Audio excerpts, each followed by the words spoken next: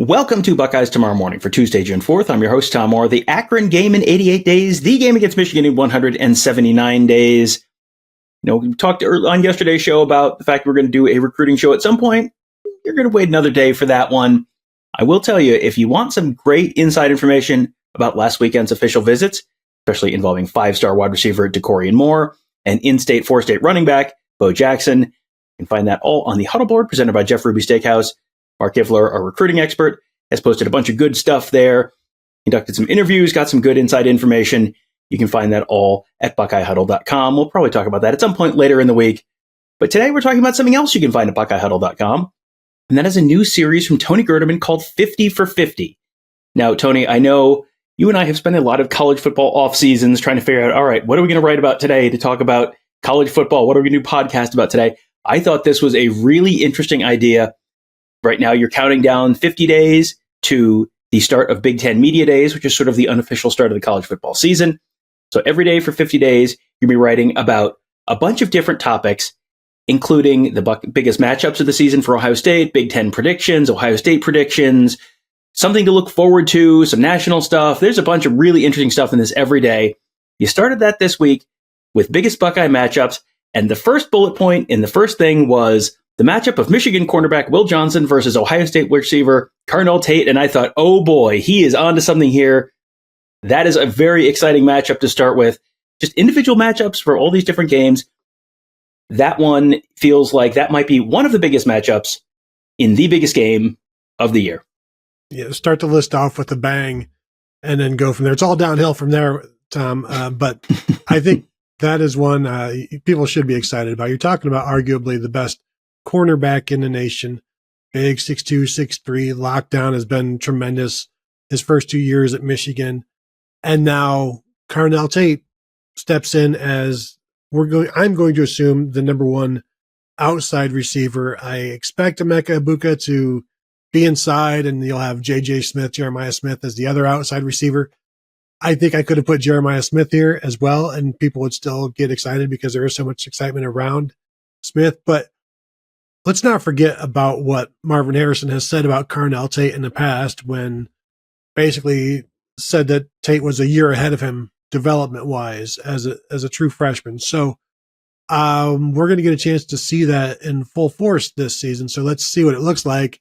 And by the time that game rolls around, Will Johnson, everybody knows about. I think everybody will know about Carnell Tate by then.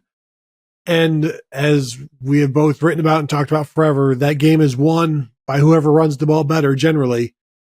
But let's not forget about this little matchup, quote unquote, little matchup that goes on as well, because whoever wins that one could swing events basically. And you can look back throughout history and like the David Boston versus Charles Woodson type of stuff is what we could be seeing here. Yeah, that feels like a matchup of two big time players that you could be seeing standing up on a stage with Roger Goodell fairly early in future NFL drafts. And that is certainly one of the biggest games, if not the biggest game of the year for Ohio State, at least regular season version. So yeah, that is a good one to look forward to. And boy, I'm already excited with whoever you're going to match Jeremiah Smith up with, because I don't know that, I think Ohio State fans, anytime you mention Jeremiah Smith's name or you mention the Michigan game, people are about ready to go, take the excitement up to about a 14 out of 10. So you combine those two things, boy, it feels like that might be, I might have to have you on to talk about that one whenever that happens during the series. Next up, Big Ten predictions. And I'm sure people are thinking, oh, he's going to predict Ohio State to play Oregon in the Big Ten championship game or something. And I don't know, maybe he'll get there at some point. But this is another one that I went, oh, okay. Tony, I'm just going to read it verbatim. Florida State and Clemson will be added as conference members. Fascinating to me because it feels like they don't fit the traditional profile. That's something that 3 years ago you would have looked at it and said, well, they're not AAU members right now. They're really outside of the geographic footprint.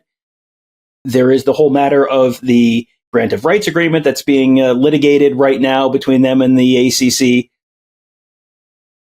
But also, for all the reasons that this would have sounded crazy 18 months ago, it doesn't sound crazy anymore. No, it doesn't sound crazy. And you're talking about two schools that are actively trying to leave the ACC. So they want to go somewhere. and they're either going to go to the SEC or the Big Ten. And the SEC right now doesn't really seem all that intent on expanding, and expanding within the footprint isn't really expanding. That's just getting crowded and taking money from member schools. And whereas Big Ten expanding into the South is something that Jim Delaney, if we want to consider North Carolina the South, I think we can. He would have loved to have gone into North Carolina. We know we've seen him go out east. This is the next logical step. Been out west. They wanted Texas years ago before Texas got told no by the Pac-10, Pac-12, and then eventually ended up in the SEC. So the Big Ten would have loved to have added Texas. This, to me, I almost said makes sense, Tom. It doesn't make sense. It makes money, and that's what is. It's all about the money, and I can already hear you. But what about Tom, the AAU stuff? Yeah, and the AAU stuff, and let's just, in case you have not been following this compulsively for the last 5 years, first of all, what's wrong with you? But second of all, the AAU is the Association of American Universities, which is this organization of really prestigious national universities. And for decades and decades and decades, it was functionally table stakes. If you were not an AAU member, you could not be a member of the Big Ten. That was just sort of always the rule. Nebraska came in. I believe they were admitted as an AAU member, and then they got booted out of the AAU, and it had to do with the location of the university hospital being at the University of Nebraska Omaha instead of the University of Nebraska Lincoln. I could keep talking, but people will stop listening even faster than they do when I read conference bylaws. So we're just going to move on and just say, that's AAU. It used to be table stakes. This is one of the ways in which the game done changed, where that used to be you had to be, and now it's like, well, what about unless you're good at football? Like this whole process has gone from a process that's been run by university presidents with, very serious big picture things in mind to basically stuff that's getting run like message board posters going, well, what if they're good at football? What if we added them? And it's all a little crazy because we're talking about this, we're talking about that factor of it. And they're also the grant of rights. Grant of rights, well, I'll do another real brief legal thing in case you're not up to speed on grant of rights. Grant of rights is when your conference signs a TV deal, you sign your TV rights over to your conference. So ABC or ESPN or Fox or whoever pays your conference, and your conference distributes it to the school. So you have signed your rights over. So if Ohio State decided tomorrow, we're mad at the Big Ten for, I don't know, whatever, you left, well, the Big Ten still gets to keep your money and you don't get to keep it. You may have heard people talk about Michigan being big mad and stomping their feet last year over the Connor Stallions thing, and they were going to leave the Big Ten. Like, actual intelligent people said that. They were never going to do that because of this, because that was always stupid. So that's grant of rights. The ACC's grant of rights goes out to 2036 right now. So that has always been viewed as a completely unbreakable contract. But now you have lawyers looking at stuff and trying to figure out, could they get out of it? And how legally binding is this? And you're getting a lot of people very definitively saying yes or no or maybe. And so I don't know. We'll see making any kind of real declarative firm statements on that, that this is absolutely going to get ruled no or absolutely going to get ruled yes, feels a little foolish.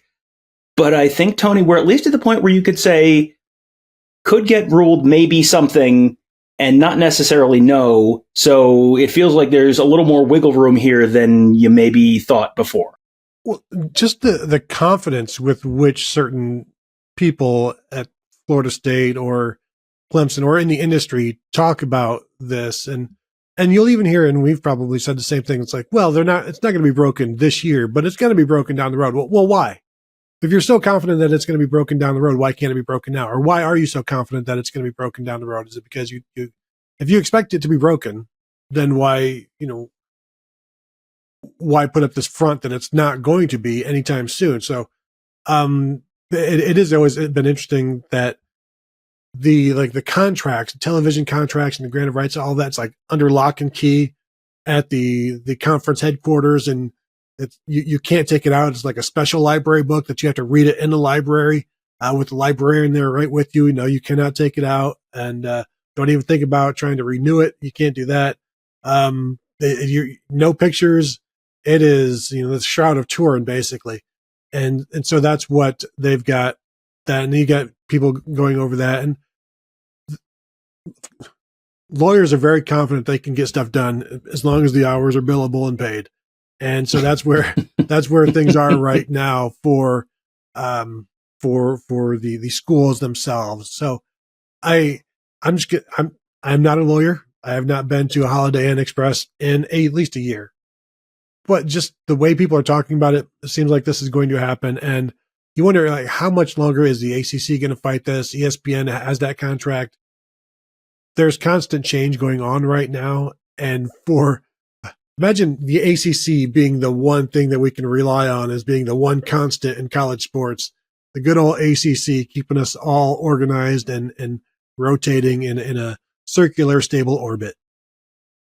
Yes, the good old reliable ACC featuring Cal, Stanford, and SMU. Even the reliable conferences are a little weird right now. And in case you think he's kidding about the contract being under lock and key, and you can't go in and you can't bring a phone in, he's not kidding. Like, this is like something out of like a Dan Brown novel where it's like in the Vatican Library, and it's this special thing that you can see other stuff, but you can't see this. This is a super secret document. He is not kidding. There's lawsuits going on right now about can that get released and all that kind of stuff. So people have seen it, people have read it, people have, taken mental notes on it, but you can't sit in there and, copy the thing down. It is a super secret document. Is college football run in the stupidest possible way? Well, listener, I will leave that up to you. Last thing, Tony, moving on to your Ohio State predictions. Last thing for today. The Buckeyes will have 2 1,000-yard rushers this season. You had a great note in there about the fact that has not happened in very nearly 40 years, but you think it's going to happen this year. Why do you think that? Well, Tom, I only wrote this because I mentioned that Ohio State hasn't had 2 running backs rush for 1,000 yards in a season since 1975.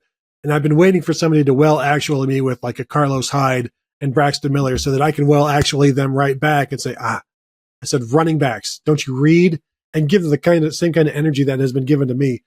So I'm waiting for that. So Tony, I feel like I need to point out that Ohio State did have 2 1,000-yard rushers in a season just over a decade ago. I'm surprised you, as someone who has covered Ohio State football for so long, didn't realize that. Well, see, Tom, here's where I can't attack you for not reading something I wrote because you don't read anything I write. So this doesn't quite work out the same way. But again, we're talking about 15, 16, 17 game season. This is going to be a 2-headed running back approach. Ohio State has come close in previous years Master Teague rushed for like 750 yards, I think, in 2019 behind J.K. Dobbins, who rushed for 2,003 yards that year. So this one to me feels like a much more even split to where you're talking 75 yards a game for each guy to hit 1,000 yards.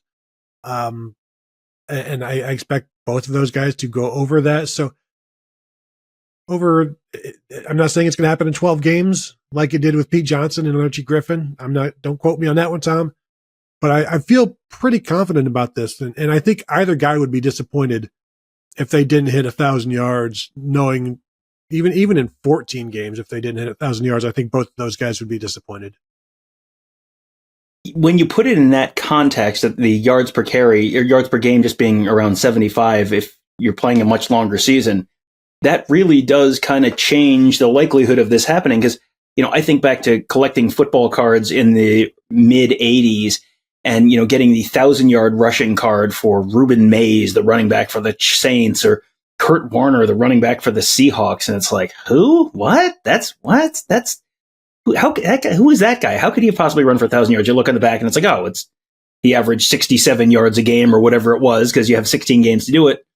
That the bar to get over 1,000 yards is not quite as high as it used to be if they play as many games as they could. Will they play as many games as they can? Well, we will all find out together this fall. It's shaping up to be a very entertaining season. This is shaping up to be a very entertaining series as well. That's Tony's 50 for 50 series, exclusively at BuckeyeHuddle.com. You can find that there.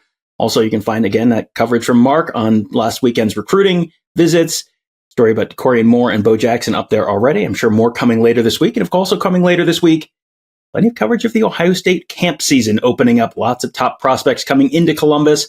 We will be there to cover all of that for you this week, Wednesday and Thursday at the Woody Hayes Athletic Center, and then plenty more coming up later on this month as well. We are starting to head into the busy season already as we count down to the Big Ten Media Days, countdown to the start of the season, all at BuckeyeHuddle.com and at YouTube.com/BuckeyeHuddle. That'll do it for today. Thank you guys all for joining us. Have a great day. We'll talk to you tomorrow.